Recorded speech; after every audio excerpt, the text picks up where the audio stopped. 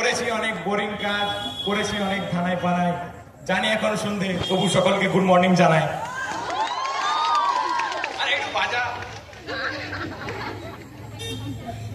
কিরে কুনাল, কেমন আছিস? আরে দিলীপ দা, আপনি কেমন আছেন? ওসব ছাড়, বাদ দে, দুজনেই তো ঘোষ, আর একটু ঘষাঘষি করে নে। আরে ঘষাঘষি মেশিনটা আমার বাড়িতে আছে। আরে কি বলবো ভাই, বহুদিন পর মেশিনটা আমিও কিনলাম। সত্যি কিনছো? মা দিবি বলছি ভাই। মোরাল তো স্টোরি কি বলতো? বলো কি? ঘষাঘষি যাই কর, ব্যাগটা সময় করে নেওয়াই উচিত। ভাই তোর প্যান্টের চেন খোলা। মনের দরজা খোলা থাকলে কেউ দেখতে পায় না, প্যান্টের চেন খোলা থাকলে সবাই নজরে পড়ে যায়। কি বলবো, সবই তো সমাজ। ভাই পশ্চিমবঙ্গে আইফোনের সাথে একটা সেলাই মেশিন ফ্রি দিচ্ছে কেন বলতো? কেন? আইফোনের দাম শুনে যে বাংলাভাষীদের ফেটে যা, তারা যাতে নিজেরা নিজেদের সেলাই করে নিতে পারে। ছোটবেলায় আমি ছোট ছোট ঘর বানাতাম, আর আমার দাদা সেগুলো ভেঙে দিত। আজ 20 বছর পর আমি রাজমিস্ত্রি, আমার দাদা বুলডোজার চালায়। কিরে ভাই, কাল কোথায় গিয়েছিলিস? আরে চোখে ডাক্তার দেখাতে গিয়েছিলাম। তারপর ডাক্তার কি বললো তোর চোখের ব্যাপারে? ডাক্তারের চোখ তো আমার থেকেও খারাপ। কেন? সারা দিনের বেলা লাইট জ্বালিয়ে চোখ দেখে। ভাই বলতো, মদ আর প্রেমের মধ্যে পার্থক্যটা কি? আরে পাগলা, মদ বেশি খেলে ছেলেরা বমি করে, আর প্রেম বেশি করলে মেয়েরা বমি করে।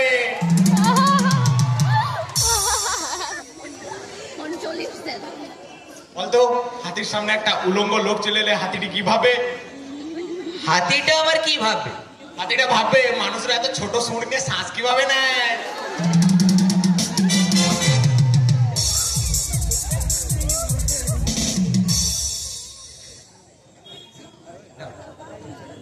আচ্ছা ভাই বলতো, বউ আর পুলিশের মধ্যে পার্থক্যটা কোথায়? আরে দুজনেই নজর রাখে, একজন স্বামীকে আর একজন আসামিকে। ভাই চরিত্র ঠিক করার জন্য কি করা উচিত? দেখ ভাই, চরিত্র ঠিক করতে হলে প্রতিটা মেয়েকে মায়ের চোখে দেখতে হবে। আচ্ছা, তাহলে সব মেয়েকে মায়ের চোখে দেখলাম, তাহলে আমার চরিত্র ঠিক হয়ে যাবে। হ্যাঁ। কিন্তু এতগুলো মা দেখলে আমার বাপের চরিত্র কি হবে?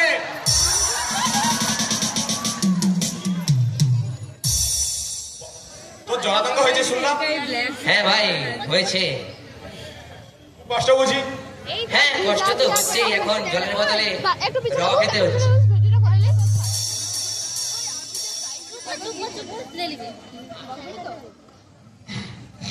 আমার বাড়ির ষাঁড়টা রোজ রাতে পাশের বাড়ির গরুকে আদর করে চলে আসতো। আমার বাড়ির ষাঁড়টা রোজ রাতে পাশের বাড়ির গরুকে আদর করে চলে আসতো। তারপর তো সেদিন রাতে আমি ঘুমোচ্ছি, আমার বউ এই এই পাশের বাড়ির লোকগুলো তোমার ষাঁড় মারতে আসছে। কিছুক্ষণ পর যখন লোকগুলো সত্যি আমার বাড়িতে এলো, তখন আমি বুঝলাম কথাটা ষাঁড় ছিল না।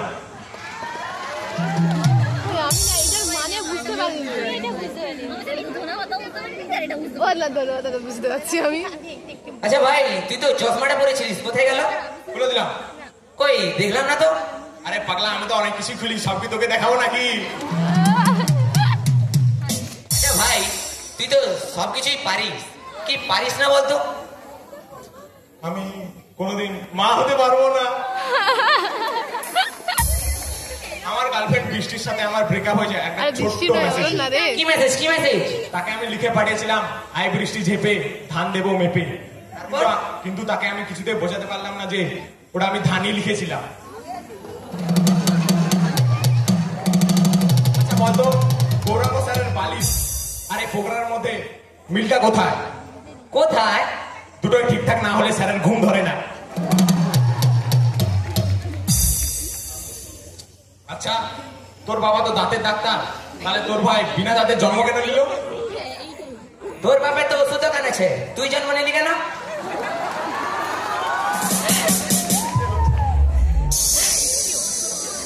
ভাই পশ্চিমবঙ্গে তো অনেক চোর দেখলাম, যেমন চাকরি চোর, গরু চোর, বউ চোর। রিসেন্ট কি দেখলু? রিসেন্ট ব্যানার চোর। ও বাবা গো!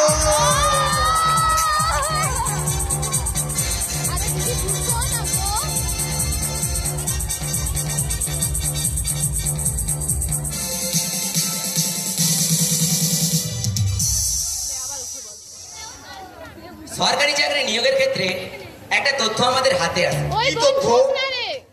ধর 50টি পদ পূরণের জন্য সরকার ফর্ম বিক্রি করতে শুরু করলো। আর আমরা প্রত্যেকেই ওই জানি যে বুঝ না। এক একটা ফর্ম মিনিমাম 500 টাকার নিচে হয় না। একটু বসে যা, 80 লক্ষ একটু বসে যা। স্টুডেন্ট সেই ফর্মের জন্য অ্যাপ্লিকেশন করলো, তাহলে সরকার লাভ কত হলো? কত? 80 লক্ষ ইন্টু 500 সমান 400 কোটি টাকা। আচ্ছা, আবার উঠে বল। ধর 50 জন চাকরি পেলো, তাদেরকে মাসে মাইনে কত দিতে হয়? 25,000 টাকা করে। তাহলে এতে সরকারের ব্যয় কত হয়? কত?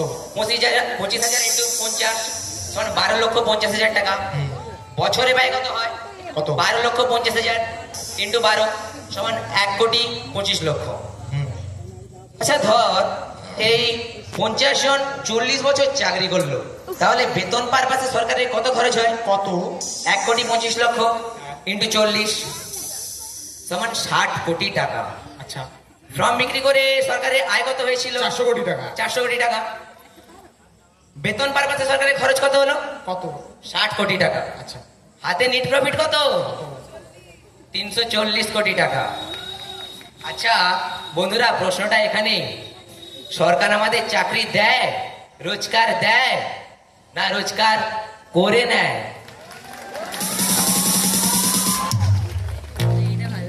ভাই এবারে উচ্চ মাধ্যমিকের রেজাল্টটা শুনলি? হ্যাঁ শুনলাম তো, অনেকজন ফেল করেছে। তো তাতে কি হয়েছে? ভাই শোন, যারা ফেল করেছে তাদেরকে কোনো অবহেলা করিস না। কেন? কয়েকদিন পরে দেখবি তারা হয়তো তোর এলাকার পঞ্চায়েত প্রধান।